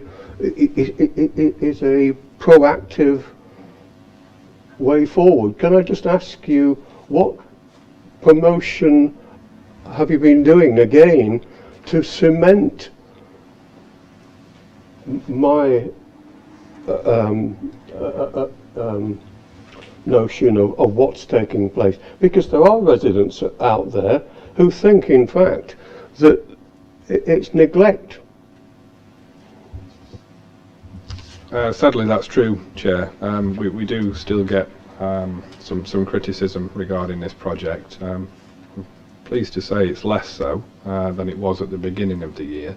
But we do try, well, in each area where we've undertaken work, we've worked with the parish council or the town council to, one, get people on board, but also to raise awareness within the local community. So whilst Jim, who stood behind me, does a lot of work on our social media platforms and on the website, we do need local people to you know, shout about the good work that we're doing and the reason that we're doing it. But I do think there is more to be done on that. I do accept that point. I mean, the reason we put the signs there was to identify the areas. I'm sorry to interrupt you, Ashin, but that's one of the things that crossed my mind, what you've just, I think, alluded to, is that where verges are deliberately left, with a little sign with a very precise explanation of, you know, that this is deliberate, and it's part of this council's approach towards biodiversity, but in the long run about climate change as well. Indeed, Councillor Ratcliffe, I think you're right. If you look at Appendix 2, that's a sample of the sign that we would put in the areas, and also emphasises our commitment to not just biodiversity and increasing levels of biodiversity, but also climate change. I think ideally, without drawing out the discussion, I was hoping to wrap this into the Clean and Green review initially, but with the COVID situation, we capitalised on the situation of areas that were growing wild and seeing what the opportunities were out there to us. So we've run it in parallel to the Clean and Green review. I think there are ways that we could, for example, mow a certain amount if it's a visibility display for driver safety and so on.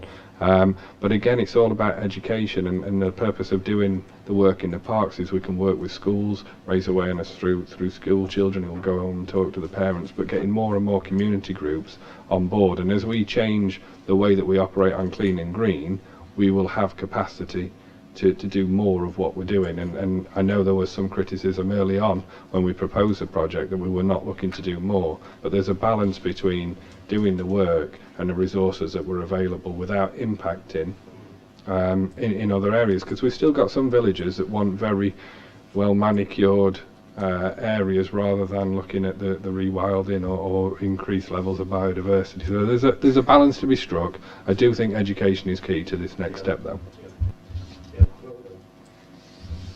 Councillor Buckley. Yes, coming back to Councillor O'Brien's point, the County Council has organised a Road Voters Conference, which is happening on the 30th of November, and I think Emma has been asked to speak at it, and that's because of the work that we've been doing at this council. So that's really good. So the other local authorities within the county are looking to us because of our, we're playing a leadership role across the county. I do have an interest, which is a declared interest. I do work for the Derbyshire Wildlife Trust. I was involved with the project with Allistory Park. So if you would like to do more stuff like Allistory Park, you just say, and we can. Derbyshire Wildlife Trust can help you with that. Better not do it on another golf course.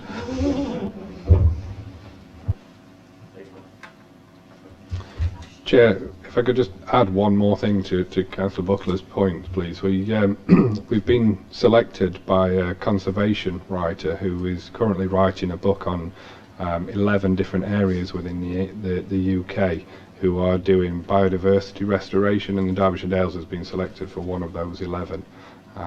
So we are trying to promote what we're doing through a number of different avenues, but I do think it's a project. I'll blow my own trumpet here because I don't do the real work, that's down to the team, but I think as a council I think this is a project that we should be really proud of. You've got an excellent team, Ash, and we all know that. Councillor Burfoot. Yeah, thank you, Chair. Yes, this is an excellent initiative.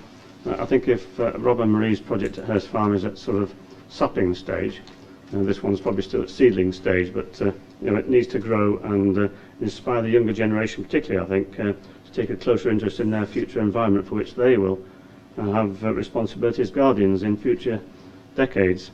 My generation, our generation, perhaps I should say, looking around the room tonight, has perhaps become too accustomed to mown verges, as Ash has said, golf course-like public open space, what I would call landscape deserts around housing estates. And many people unfortunately still seem to prefer that, and we get lobbied constantly by residents even in Matlock who want to see mown verges and everything kept spick and span, as they would say. Basically what they've been accustomed to for decades past, all the time they've lived in a particular area. So I welcome the opportunity, which needs to be fostered, as Councillor Hughes has said, through housing and other developments, housing associations, management companies that look after them, unfortunately now. We need to, I think, be very vigilant to make sure that the schemes that have been agreed by condition of planning consent are maintained in the future, and that's something that I'm constantly concerned with all landscape conditions of housing developments, that the developers or the housing association, not the housing association, well, sometimes housing associations, that's a big problem actually, because when we've got affordable housing on housing estates, the management is shared between the management company that's taken over from the private developer and the housing associations who are responsible for the open spaces around their own properties.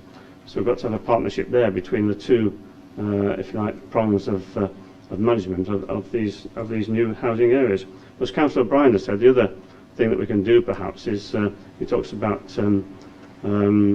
landscape or wildlife corridors. So I think if we're careful the way we promote these schemes in new housing areas, particularly and roadside verges, we can have sort of prongs or fingers of biodiverse areas reaching out into the countryside. So I think people need to be encouraged to research and experience the countryside around them, and if you can do that by way of wildlife corridors, that would be, I think, beneficial.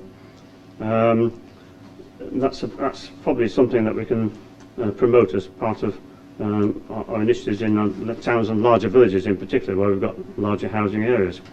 Otherwise, people are going to feel still divorced from their surrounding countryside. It's amazing how many people have never been, for instance, Matlock residents have never been to High Tor, for example, and don't know what you're talking about if you talk about Bailey's Tump, which most of us are familiar with in Matlock.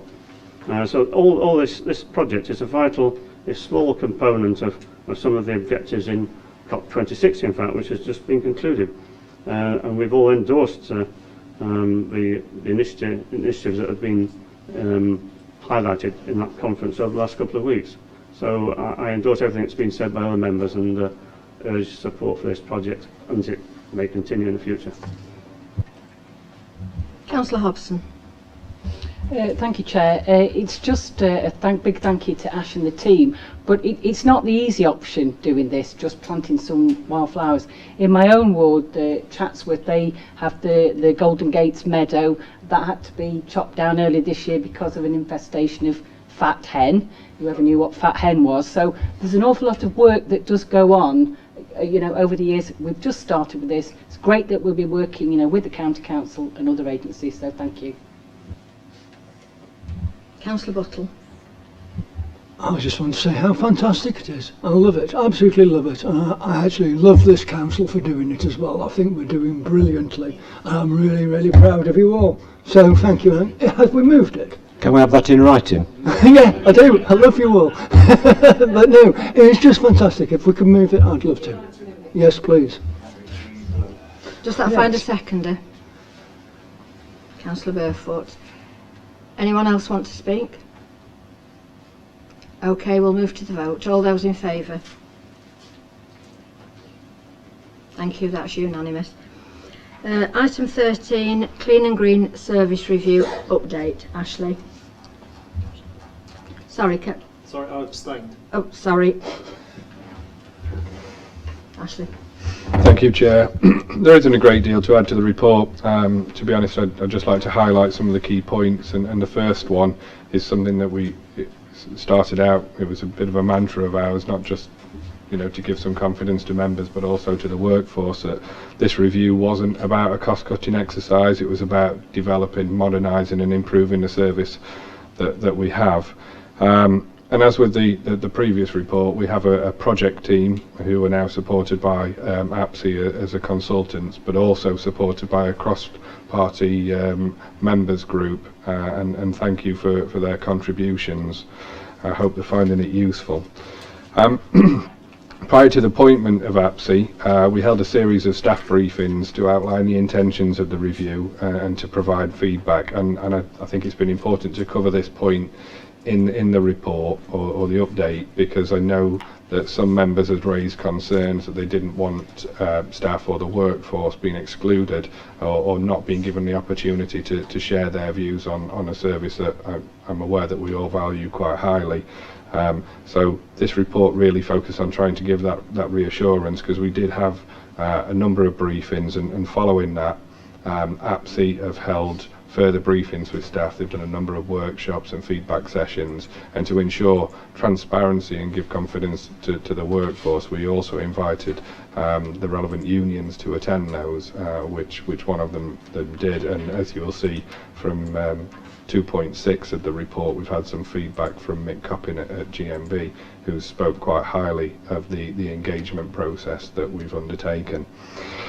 I'm not saying any more really, other than that APSI are now doing, I suppose, the data crunching. They've got the feedback from staff, from the management team, from the supervisors. They're looking at the processes that are in place and the data available, reviewing the equipment, work schedules and so on, and also they've assessed over 40 sites for the standard of work that's being carried out. So they're going away to crunch that information, and they'll be coming back to us in January. But as a final reminder to members, really, on the 7th of December at 6 p.m. there will be a workshop where APSI will be looking for members to give their views, and this is a real opportunity to shape a service going forward. Thank you, Chair. Happy to take questions. Councillor Purdy. It's not a question, Chair. If anyone wants questions first. No, I mean, the final decision will come, of course, with the final report on this, and that will be a test for us. But at the moment, I'm really delighted with the way this is progressing. When Councillor Hobson and I first visited the depot when we became leaders, I was pleased to hear what Ash was on with, because one of my burning issues, like many of us had as councillors, due to the austerity cuts, we've seen the cutbacks, we've seen the effect it's had upon even cutting grass back in our cemeteries. I've had tears at the gravesides of loved ones, because there was a policy at one time to let those areas rewild, but that's not what they wanted. They wanted it cut. So I'm delighted with the progress on this and the involvement of the staff. I've spoken to some of the staff, and there were suspicions, but I think they are on board now.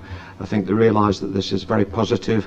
So I think that it'll hopefully turn out not just benefit for our residents and a better service and a more improved schedule, but I'm sure it will be more as beneficial as well for the staff, which is really important, because we need to keep them happy. So happy to move it, Chair.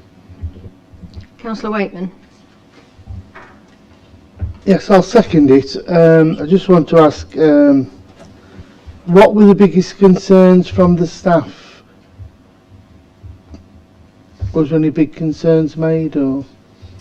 Yeah, there was a variety. I wouldn't say that there was a common theme. I think there was initially some nervousness around a previous review in 2011-12, and some of the measures that were introduced there, they didn't feel that had been a positive change. Without wanting to preempt what's coming, I can understand where they were coming from. There was questions about the schedules, and the standards of work. You know, we've got some very proud individuals in that team. They do a great job, and there was, I think it's safe to say, some resentment towards a cost-cutting exercise, which was probably right at that time. We're in a different period now, and I think it's about restoring some of that pride in the workforce, but also that comes through in the work that they deliver, and they're keen to see that. And I think, you know, we've got the willingness. Let's draw it out and take that opportunity. So that was predominantly what it was around. It was,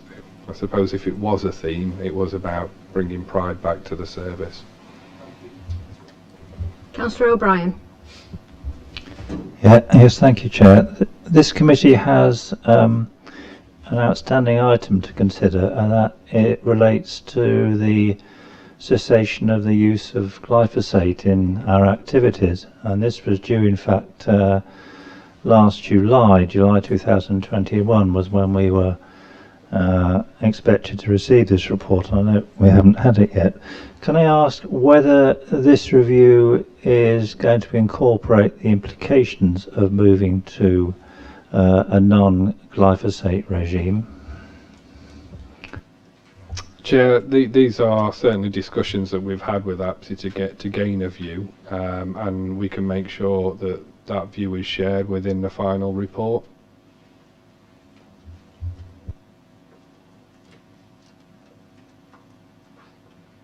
Anyone else like to speak? Councillor Burford. Very briefly respond to the question that Councillor O'Brien's just asked. Actually, I've had a bit of a debate with Samantha Grisman, the Clean and Green Manager, about glyphosate, use of glyphosate, and of course the majority of the glyphosate that's used by the council is as an agency for the county council, and they insist on the use of glyphosate. So if we banned glyphosate on this council, it would only affect public open spaces around, for instance, the Arc and other places that we own. It wouldn't affect what's being done on the road verges. So people would probably read in the press that we've banned glyphosate and then see people spraying. We've had a couple of people point out to us recently that they've seen someone spraying verges and what are they using, etc., etc. So it won't necessarily go away unless we get the county council on board as well. Thank you. Anyone else want to speak? Okay, it's been moved and seconded. All those in favour? Unanimous. Thank you, that's unanimous. Okay, that's the end of business for tonight. Thank you.